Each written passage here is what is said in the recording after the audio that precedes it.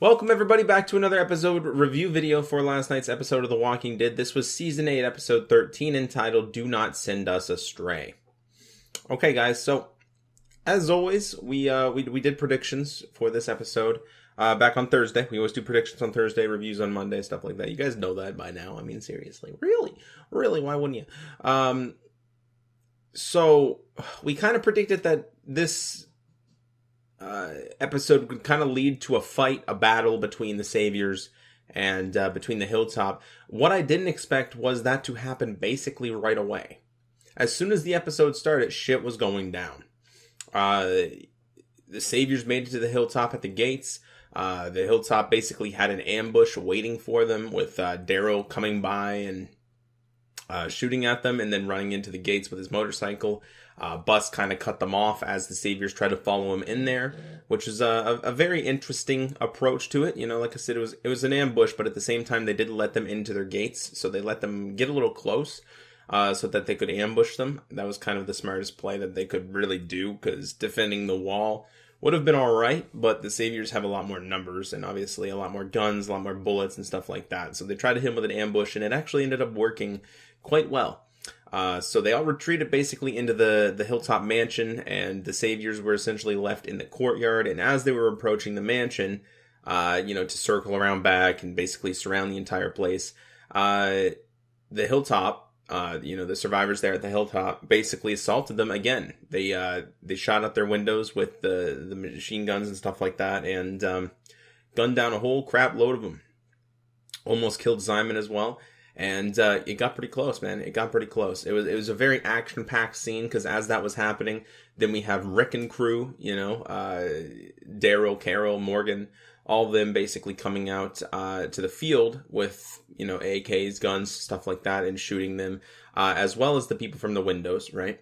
And, they were just pushing them back, and the Saviors ended up basically having to fall back. And that was the entire start of the episode for, I'd say, about 20-25 minutes, somewhere around there.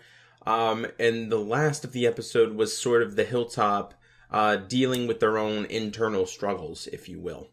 So the synopsis for this episode was as follows. Trouble arises when unexpected visitors arrive at the Hilltop.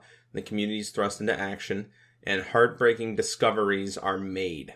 So some of those heartbreaking discoveries include the aftermath of that attack. And the aftermath of that attack was essentially the Hilltoppers, the ones that were wounded in the attack from like knives or anything like that. They were obviously getting rest. They got bandaged up and everything like that. What we know, but what they didn't know, was that all of the Saviors' weapons were still covered in walker guts, which means they were going to get sick and they were going to turn, which is exactly what happened. So like I said, their internal struggles after the fight, it was essentially the last of the episode, like the rest of the episode, basically. And that was realizing that Negan was not there. Maggie really wanted to kill Negan. Maggie really wanted to make sure that he was dead, more than anybody else. She wanted Negan dead, and that didn't happen. He wasn't there. He's with Jadis right now. We know that. But they don't really know where he is. Rick exclaimed to her that he basically tried to kill him. I seen an opportunity. I tried to take it. I tried to kill him. I didn't, but I tried. And she thanked him for that. So, like I said, the rest of the episode was essentially them dealing with their own internal struggles of figuring out why exactly all of their people turned in the middle of the night and started eating their own people inside of the Hilltop Mansion, which is exactly what happened. It was a pretty brutal scene. It first started off with Tobin. So Tobin is now dead. He wasn't necessarily a main character, but he was one of the main side characters, if you will. He was once in a relationship with Carol. We got to see that rekindled a little bit today. Not necessarily in the form of a relationship, but when he got injured by a knife, Carol came over and essentially saved his life by putting compression and stuff like that on his wound, and all that. And Sadiq ended up ultimately saving him in the moment, but he did turn in the middle of the night from being sick from the walker guts that was on the knife that he got stabbed with, right? So he did survive the initial wound, the initial stab wound, but especially when they don't know how to treat it, because they don't actually know that the knife was infected in the first place with the walker virus, there was no way to know, and even if there was, would there even be a way to treat that? We're not sure. Maybe just a whole shit ton of antibiotics that could have helped. We don't know, because we know that Gabriel got sick somehow with that, right? After he got covered with walker guts, and he didn't get cut or anything like that, but remember, he put them all over his skin, and that could have absorbed into him, when he and Negan were basically trying to get out of the sanctuary courtyard. And after that scene, basically, that's when Gabriel started getting sick. So that's kind of what led us to this discovery of walker guts can make you sick if you get it on you, or, getting inside you some way, shape, or form. It's definitely interesting, to say the least. It's a new aspect to The Walking Dead that we haven't really explored before, in the sense of using walker guts as a weapon. But it's definitely a feasible thing. Especially when people don't know what's happening, or they don't know how to deal with it. So yeah, like I said, heartbreaking discoveries are made. Like I said, I think those discoveries mainly lead towards Maggie finding out that Negan's not dead, and that Negan wasn't there in the first place. And the fact that they discovered that all of their people that actually got hurt or cut in that fight is basically going to turn, which leads us to believe that another character is going to get killed too, and that would be Tara. I'll explain to you guys why that's not happening, and spoilers for you guys that have not read the comic book, but in the comic book, in this type of a battle, essentially they were doing the same thing. The Saviors were covering their weapons with walker guts. Dwight was still undercover in the comic books, and he was still technically on Rick's side and everything like that. And Negan was at the attack in the comic books, and he told Dwight to basically shoot Rick with an arrow that was covered with walker guts. Okay? Now, he did that, but he swapped out the arrow basically last second to a clean arrow that wasn't covered in walker guts, so that he could still save Rick's life, because he shot him in basically a non-lethal place, and he also didn't have any walker guts on that arrow. So that's exactly what he did here. He didn't necessarily take out an arrow that wasn't walker gut covered. I don't know if he had any arrows that were walker gut covered or anything like that. But anyways, Tara was holding down a section of the hilltop behind a car with a gun, and she was holding it down, shooting at some saviors, stuff like that. And essentially Simon was coming up behind her, and she had no idea. And Simon was just about to aim at her and shoot at her like he was aiming, and shoot her with a gun, which wouldn't even have mattered if that was covered in walkable guts anyway. But instead, Dwight pulled up his crossbow, last minute thought, and shot her basically in the shoulder.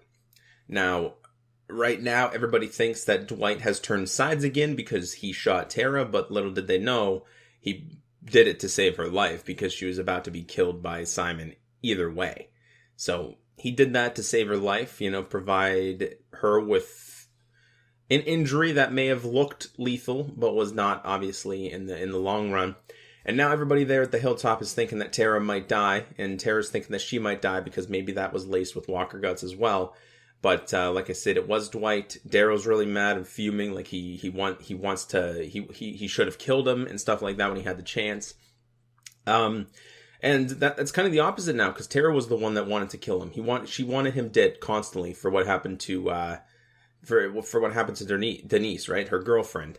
But now she's kind of flipped sides. She's completely turned around on him, not forgiving him, for killing Denise, but and she may hate him, for the rest of the life and everything like that. But she's flipped sides in the way that she knows that he is now on her side, and he saved her life in a sense, because the saviors were on the other side of the bushes back a couple episodes ago, and he popped out and essentially risked everything to go with them to lead them away from Tara and the rest of the group, right? So,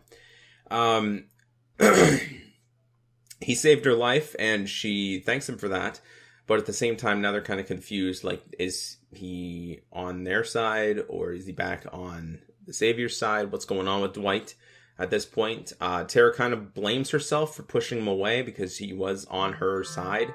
And she basically thinks that she made him join the Saviors again, essentially. So, Anyways, guys, thank you all so much for watching. That's pretty well what happened in the episode.